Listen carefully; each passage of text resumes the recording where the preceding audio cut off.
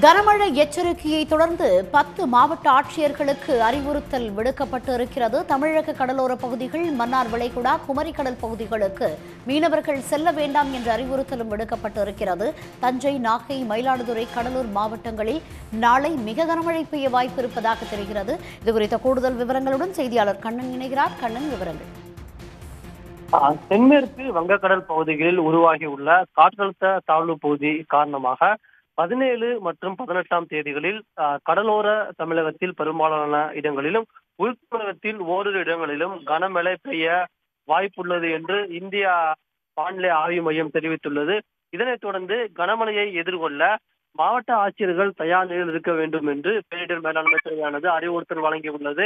அதன்படி கடலூர், மயிலாடுதுறை, நாகப்பட்டினம், திருவாரூர், விழுப்புரம், தூத்துக்குடி, திருநெல்வேலி, கன்னியாகுமரி உள்ளிட்ட மாவட்ட ஆட்சியர்கள் கனமழையை எதிர்கொள்வதற்கு தயார் நிலையில் இருக்க வேண்டும் என்று அறிவுறுத்தப்பட்டுள்ளது.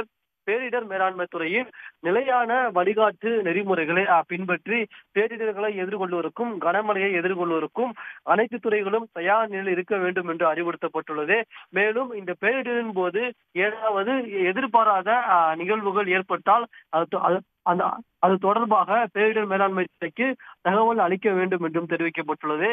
மேலும் மீனவர்கள் கடலுக்கு செல்ல வேண்டாம் என்ற அறிவுறுத்தலை உடனடியாக மீனவர்களுக்கு தெரிவிக்க வேண்டும் என்று மீனவர் நலத்துறைக்கும் தமிழ்நாடு அரசின் பேரிடர் மேலாண்மை துறை சார்பில் அறிவுறுத்தல் வழங்கப்பட்டுள்ளது.